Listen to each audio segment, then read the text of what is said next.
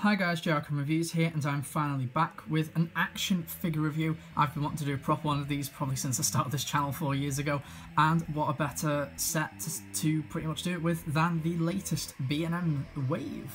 But unfortunately this will be the only set that I am doing from the B&M wave, as the 9th Doctor set and the 4th Doctor set don't really interest me, to be perfectly honest. For me, with figure collecting, it's just all about the monsters pretty much. And I don't really think 2 figures and a robot dog accessory is worth $16.99, along with a set that's just full of cheap reissues, and I'm not even going to call that Rose because it seriously is, just doesn't look like her. But yeah, so we are starting with the Monsters set, and this will be the reissue of the Cyber Controller from Tomb of the Cybermen, the sort of brand new figure of the Attack of the Cyberman, and Commander Score, although we shall get on to the major inaccuracy with that naming. But first, I think that it is pretty much decent enough to start off with the brand new figure of the set. So yes, we will be starting off with the Attack of the Cyberman. Reasonably brand new figure, as the sculpt existed from the sort of deranged, damaged Cyberman. But it's not the first Attack Cyberman we've got, because we did get the deranged Cyberman, and we also got the Cyber Scout Stealth Cyberman, which I have, but that's in the box signed by Colin Baker, so unfortunately I cannot use that as comparison. But I do believe that used the mainly Earthshock sculpt, and the main difference of the sculpt in this figure is just the boots, because the boots are laces and not the normal moon boots, as you can see here with the Earthshock comparison. And yes, I will be comparing it to the Earthshock figure. So basic articulation, if we just remove the gun, there is no head articulation at all.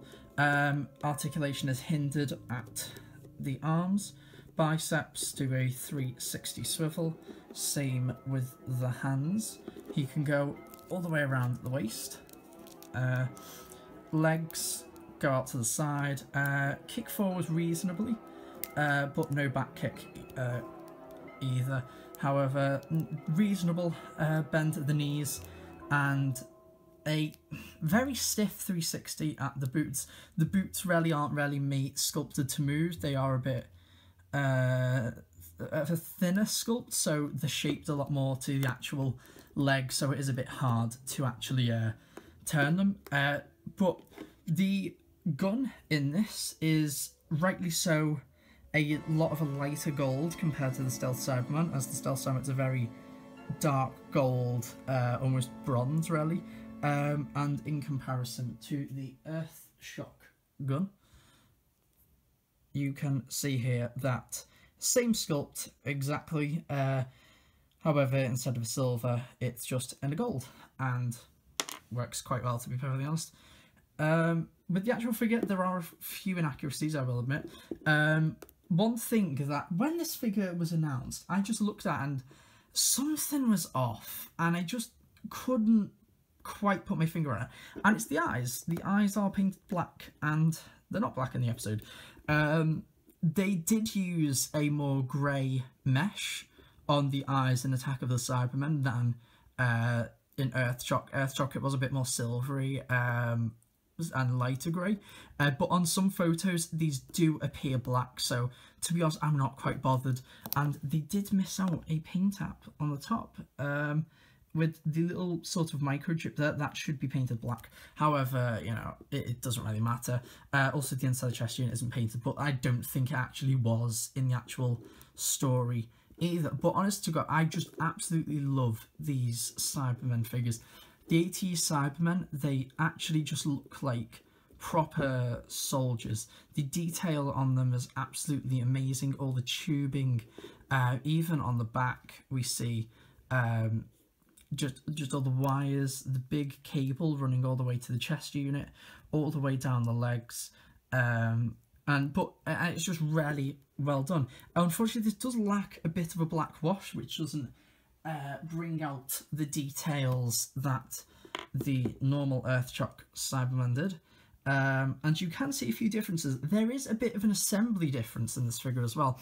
The head, I'm not really sure if it's more accurate, but the way it's put on, it shows off a lot more of the neck. And I've adjusted this because when you get this figure, the neck is practically on top of the chest unit. So all you need to do, pop the head off, push it down a little through the hole, and then put it back on, and it should be fine. Well, you can see here, these Cybermen appear a lot more stocky as well. Both my Cybermen have always, both my Earthshock Cybermen always suffered the problem of wide feet syndrome, but this is perfectly fine, and just a really welcome addition. Unfortunately, quality control did get to the face a little with a bit of a scuff, but that is not to worry. Still is a great figure and is a welcome addition to the Cyber army. Next up, I think we will quickly go over the very strange inclusion of this set. I honestly believe they should have just made this another Age of Steel set, like with the Tesco exclusive, and included a Revenge of the Cyberman, because that's a rare figure now. But we just got Commander Score, and if you take off the head, it's General Staal, the 10th Sontaran Battle Fleet, known as Staal the Undefeated. The detail on this figure, there are differences in the paint apps, I have noticed. Like, the wash just feels a lot more crisp. We can see all those wrinkles there. Unpainted beard. But the eyes have a really nice gloss to them that I just really love. Honestly, I was so shocked by this figure. Like, when I got this figure, I was pretty much mostly impressed with this figure, because the new series Sontaran I've always thought was one of the worst figures that we've ever got, because the heads would always pop off, because the helmet and the neck weren't shaped correctly, so the helmet would always just fling off and the feet would always pop off. However, there are some sculpting adjustments. The helmet here is a lot shorter than the other helmets. They've actually gotten shorter over time and they fit better. The neck is a bit of a different sculpt as well, and the feet are a lot more secured on. So if we're going with articulation, the head very hindered. I don't really want to turn it because of the little nub there that holds on the helmet. That will take off the paint apps pretty much. I've done it with my old General Staal figure, but unfortunately I cannot compare them, as I did throw away my old General Staal figure as it was very worn down. Basically his ear had fell off, he had no legs, so it just really wasn't worth keeping, to be perfectly honest. But the rest of articulation, the arms are hindered by the shoulder pads, but that's no worry. 360 at the bicep. It goes pretty much to a 90 degrees at the elbows. 360 at the wrists. And a funny bit of articulation that I've always really loved, it's the ball jointed hips, so which actually works so much into this figure's favour for when he's holding the gun. It's a lot easier to get into poses and things like that. And if you do watch the Sontaran Stratagem and the Point in the Sky, the Sontarans do actually move by the hips quite a bit, so it is actually very accurate. I know that Pertwee Smith 11 had a big trouble where his figure had, I think it was 2 right legs with this piece, but fortunately mine seems to be okay and the arms kick out reasonably well. Not really much of a back kick, a 360 at the leg, and a pretty much decent 90 degree at the knee, and there's just kind of a ball joint. That's a bit funny. It's just a bit of a weird figure because there are 2 variants and it just seems to be a bit of a mistake, and it's with the insignia. General Staal should have 5, but to, you know, signify he is a general. However, he does have 3, which I think is the rank of a commander. So if I can just get my old store figure, like the actual proper one, you will see here that he has 3. And you can see how much this just pops off. It really is quite silly. But there we go. We have the two sort of main Sontaran baddies from that story. He comes with a gun. It's the more basic gun. It's a lot more of a matte black than the Sontaran Troopers used to come with. The Sontaran Troopers didn't really have the grey metal wash on them, and it's the same for this figure, and it's really not focusing. While Commander Score here, you can see, if we can just get to focus, you can see all that lovely weathering and all that silver. Well, with this figure, it isn't much the case, but honestly, it doesn't really bother me, to be perfectly honest. But yeah, I was just super impressed with this figure. They rarely managed to make it quite a decent figure, because even though besides the inaccuracies, it does look great on the shelf amongst with all the other Sontarans. And yeah, just really solid figure. Here we have the new Staal figure next to the Sontaran Brethren, and as you can tell, the actual blue, the helmet parts and the shoulder pads, they're a lot more of a royal blue. That's a lot more shinier than, say, on the Troopers or on Score. And the bodies are much more shiny with a lot of a better wash on it to bring out the detail. But, you know, it is usual for these Sontarans to just fall a tiny little bit short. And finally, what we can all agree is the piece de resistance to the set, the Cyber Controller from Tomb of the Cybermen. Absolutely thrilled to finally own this figure, as I've wanted this for so many years. There have been so many instances with this figure where I've nearly paid absolute stupid money for it, like we're talking 30, 40 quid, but it's always just escaped my grasp, and I finally have it. And it just absolutely does not disappoint. There are a few differences with the original, but we shall go over them. But basic articulation, no head articulation as per usual. The arms kind of can do a 360, but I don't really want to with those rubber bits. Notice how they're disconnected as well, just so we can actually get some articulation out of it, which is really, really good. Limited bicep swivel because of the tubes.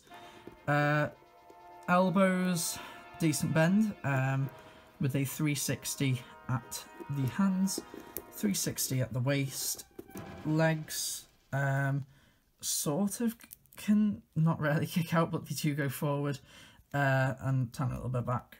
Knees, the knee joint is a lot more lower on this figure, and the boots do a 360 swivel. And yet, this was originally released in pretty much the first kind of wave of classic figures, I believe, with the Age of Steel set, and you would have 5 or 6 Cybermen, and you collect them to build this. And since it is a builder figure, yes, it's still, all the limbs still do pop off. I wouldn't really recommend taking the legs off, though. I did have trouble getting them back on, but the head is all removable, as you can see here. There you go. It's a bit of a tight fit getting back on, but yeah, it does fit back on. The head is different this time. The head is a lot more of a darker grey. And I'm not really sure if this is more screen accurate. They did say it was to make it more screen accurate, but I'm not too sure. I have made this black and white. It actually is a lot more lighter in person than on camera. But on camera, when I kind of make this black and white, it does appear a little bit too dark, so I don't know. The head has a bit of more of a silver trim now, along with the brain with new detail, and I really do love the detail. It's a sort of matte dome underneath with a clear one placed on top, and it's a really cool effect. That's the battery pack that was obviously used to power the helmet for it to light up. The holes here were included on all of the sort of tomb variation design, and that was just breathing holes for the actors to breathe. Also on the sides of the helmet you can see the line that's been sculpted. That would be the back half of the helmet that would be attached just so the actor could get their head in. Pretty much then they'd be basically trapped in there until lunchtime, and then the battery pack would have been slotted on top of that.